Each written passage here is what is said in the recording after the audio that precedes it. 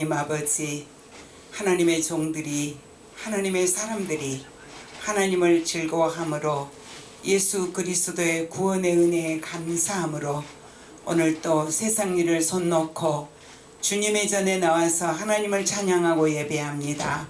이곳을 통해서 전 세계에 복음이 증거되게 하시고 수많은 생명을 살리는 예수의 생명으로 가득 채워지는 시간 되게 하옵소서. 부족한 종에게 진리의 성령님 스승되어 주셔서 생명의 말씀이 능력으로 임하게 하시고 살리는 성령의 충만한 말씀이 일어나게 하옵소서.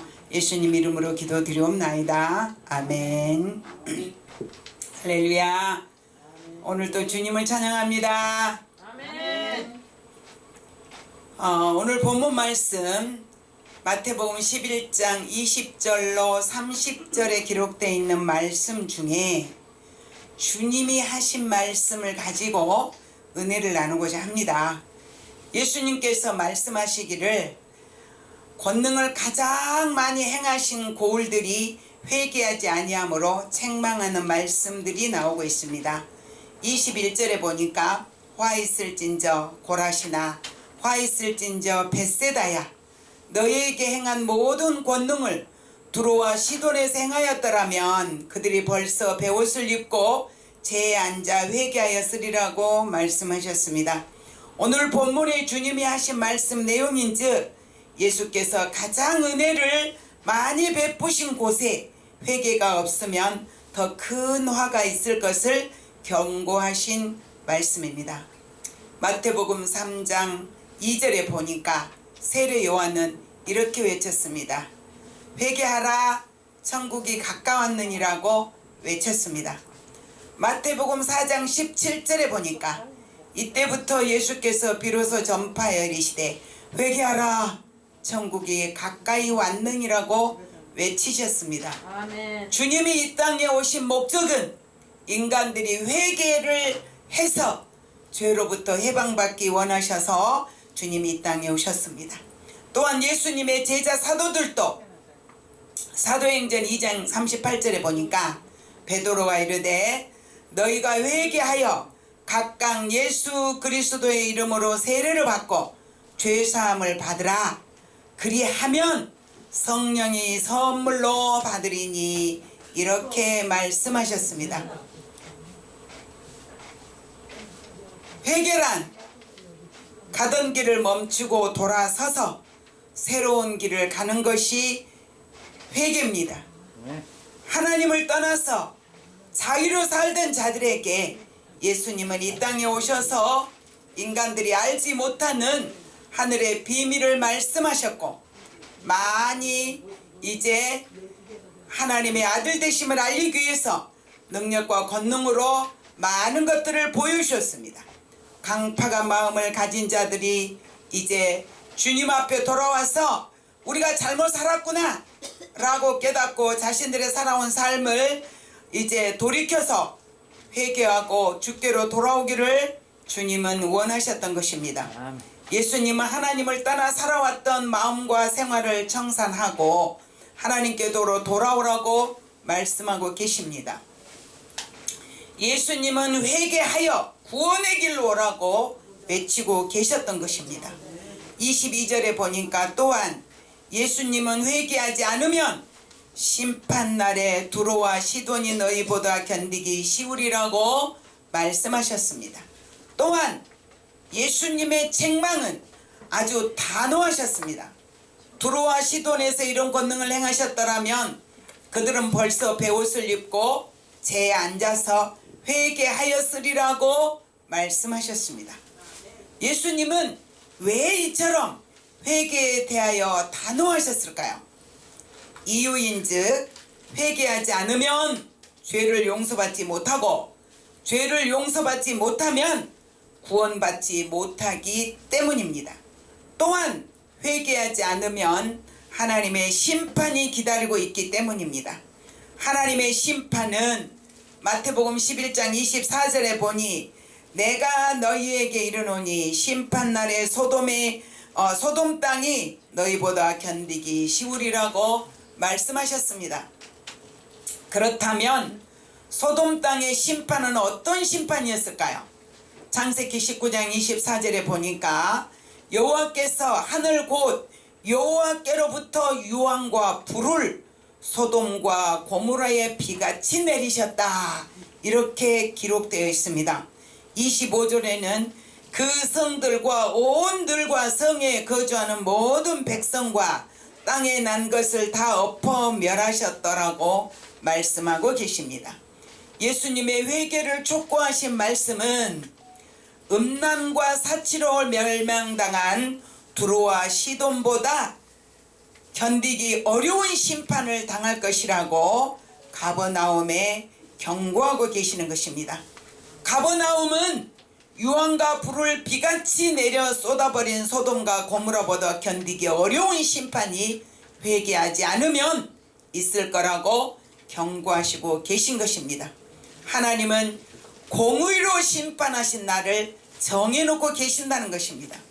말라기서 4장 1절에 보니 만군의 여호와가 이르노라 보라 용광로 불같은 날이 이르리니 교만한 자와 악을 행하는 자는 다 지푸라기 같을 것이라.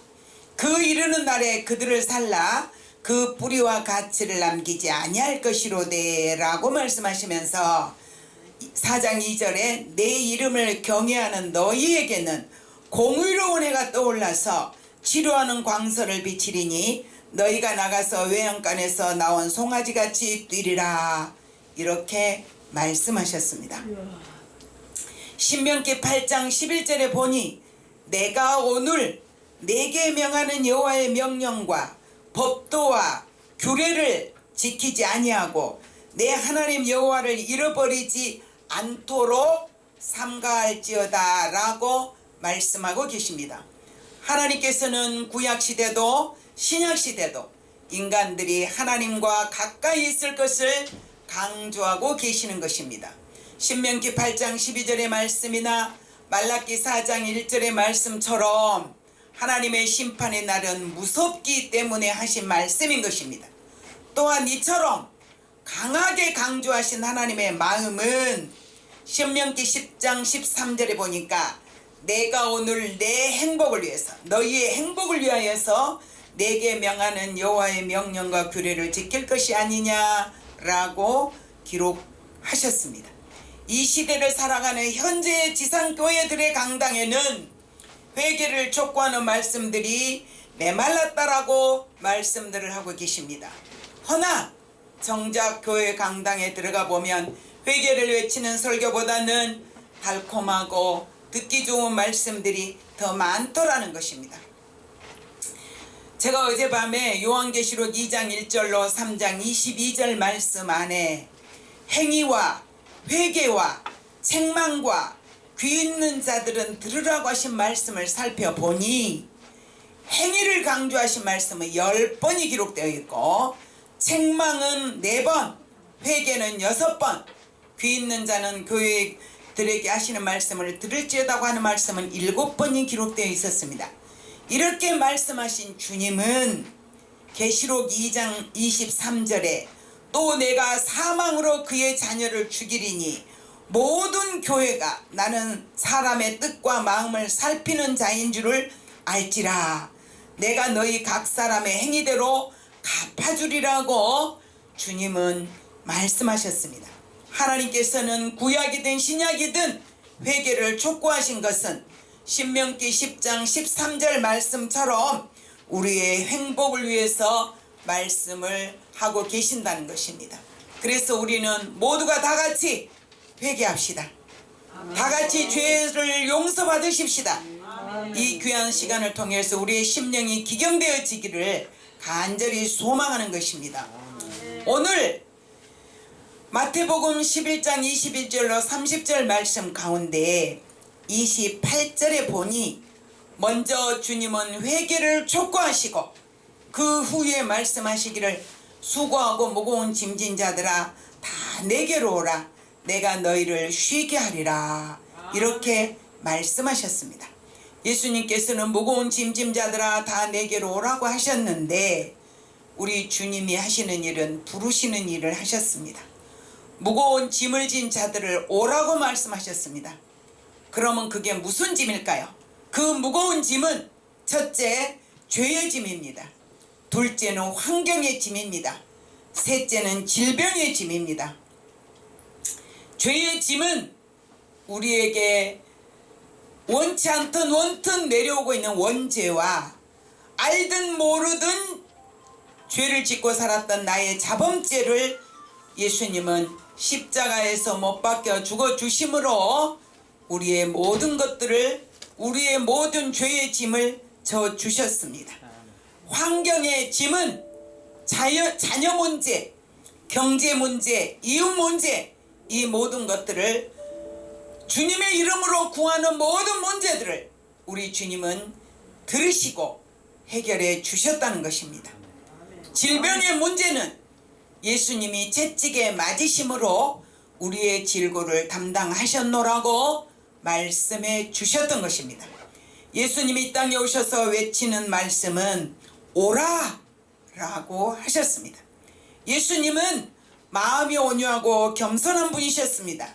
또한 죄를 지으면 값을 치러야 하는데 인류의 모든 사람은 아담과 하와로부터 죄가 시작되어 아무도 누구의 죄를 대신 져줄 수 있는 사람은 없었습니다.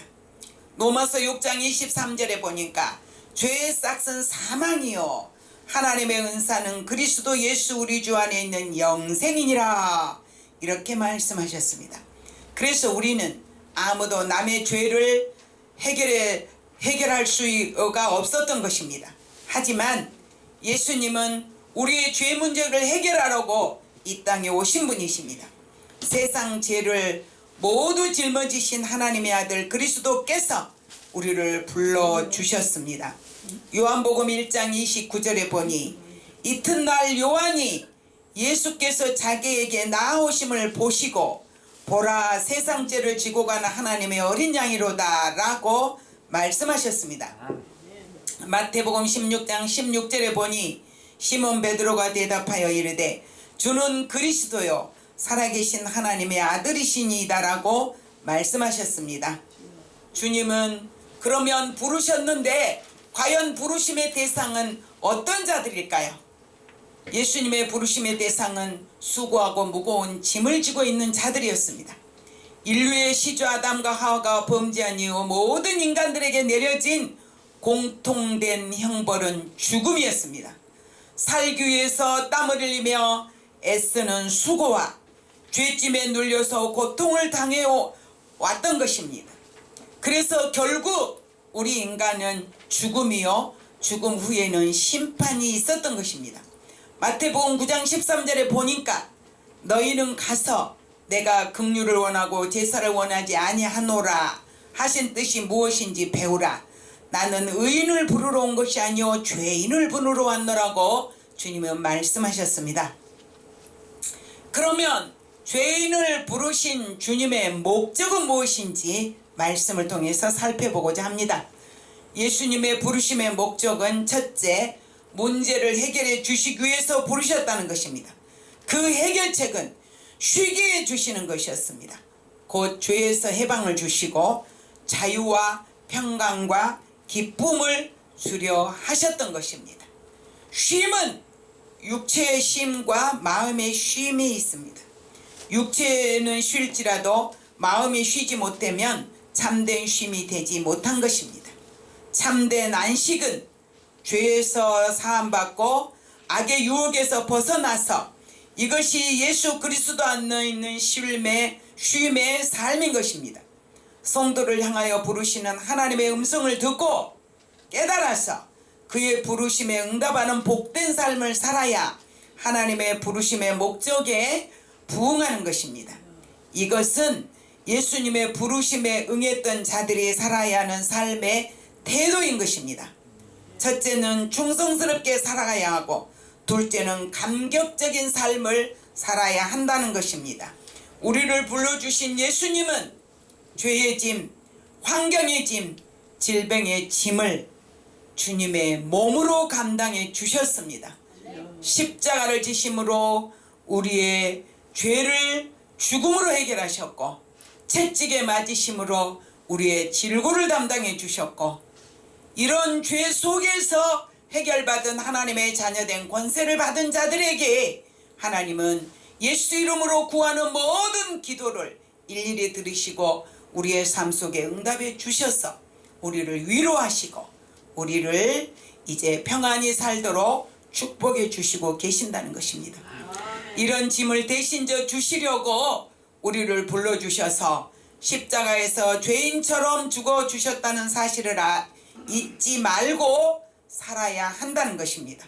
채찍에 맞으심으로 우리의 질병을 담당해 주신 우리 주님, 저 여러분이 아까 찬양에도 말씀하신 것처럼 예수 믿는 것은 받은 증거가 많아야 합니다.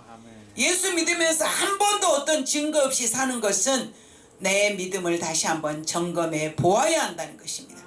예수 믿는 사람은 예수 이름으로 구하는 모든 것들을 응답받기 때문에 주님의 언약대로 내가 채찍에 맞음으로 너의 질고를 담당하셨다고 하셨기에 여러분들 질병 속에서 고통을 당하실 때 아픈 것에 여러분들이 스스로 믿음으로 손을 얹고 주님 채찍에 맞으심으로 내 질고를 담당해 주셨지 않습니까? 저 이 고통과 아픔을 주님이 치료해 주셔서 말라기 4장 2절 말씀처럼 외양간의 송아지가 뛰어노는 것처럼 주님을 위해서 뛰기도 하고 걷기도 하며 살아갈 수 있는 복을 허락해 주시옵소서 하고 여러분들이 눈물로 기도하면 주님은 언약의 말씀대로 반드시 이루어 주시더라는 것입니다. 이렇게 제가 확신 있게 말씀을 드릴 수 있는 것은 저는 머리끝에서 발끝까지 많은 질병 가운데 있었지만 하나님은 그때마다 한 변도 외면하지 않으셨습니다. 종의 눈물을 모른 채 하시지 않으시다는 것입니다. 발에 동상이 걸려서 잘라야 하는 그 무시무시한 시간 속에서 동상이 걸려서 다리를 병원에서는 자르라고 하는데 거기에 집중하지 않고 뭐 사람의 힘을 할 수 있는 방법이 없어서 오직 이 땅에 살아있는 동안 내 다리가 걸을 수 있는 동안에 한 영혼에게라도 예수 전하자고 열심히 전도주 부르고 다녔더니 어느 날 성령의 감동으로 기도하게 하시고 눈물로 앉아서 부르짖고 기도했더니 심장에 펌프질이 약해서 피가 순환이 안 되므로 다리에 동상이 걸려서 잘라야 되는 그 상황 속에서 주님은 치료를 하셨는데 심장도 치료하셔서 이제는 정상적인 펌프질을 하게 하시고 또 그 정상적인 펌프질을 하게 하심으로 말미암아 다리가 피가 돌아서 새살이 돋고 그 잘라야 되는 상황이 이제 이렇게 외양간의 송아지가 뛰어노는 것처럼 주님은 치료해 주시더라는 것입니다. 저는 여러분들에게 확신 있게 말씀드리고 싶은 건 주님이 오신 이 땅에 오신 목적은 죄인을 부르셔서 구원하시며 우리의 이 땅에 죄인 속에서 살았던 우리 환경이 예수 믿음으로 치료하셔서 주님은 영광을 받으시고 우리가 즐겁게 사는 모습을 보시고 마지막 심판대 앞에 가서 죽음의 심판이 아닌 형벌의 심판이 아닌 하나님의 자녀된 권세를 가지고 영원한 생명을 선물로 주시는 이 놀라운 복을 우리가 무슨 행위로 받았습니까? 무조건적인 선물입니다. 선물은 저는 돈을 드리거나 수고를 하지 않았습니다. 허나 선물을 주는 사람은 그 사람의 시간과 생각과 물질이 들어가 있기에 선물을 받을 수 있는 것입니다. 주님은 우리에게 생명의 선물을 주실 때 당신이 죽음으로 저와 여러분에게 생명의 선물을 주셨다는 사실을 절대 잊지 마시고 오늘 또 나를 불러주신 우리 주님 앞에 감사하면서 무거운 모든 짐을 주께 내려놓고 하나님께 마음껏 예비하시는 귀하고 복된 시간 또 여러분과 저와 여러분이 천대까지 이르러 내 자녀들이 하나님을 즐거워하며 하나님을 섬기며 이 나라가 하나님 앞에 복받는 귀한 역사가 있기를 주님의 이름으로 축원합니다. 아멘. 기도하겠습니다. 좋으신 하나님 아버지 진심으로 감사합니다. 주님의 놀라운 역사로 말미암아 우리가 거저받는 구원의 선물을 받았지만은 온전히 감사하지 못하고 두렵고 떨리는 마음이 없이 늘 아버지여 이제 임의대로 방자하며 사는 저희들이 아니었습니까? 용서하여 주시옵시고 하나님의 사람들처럼 하나님의 자녀들처럼 거룩한 삶을 살아갈 수 있도록 복을 내려 주시옵소서. 성령의 충만하심으로 저희들을 도와주시는 내 하나님 앞에 영광 돌려오며 예수님 이름으로 축복하며 기도드렸습니다. 아멘.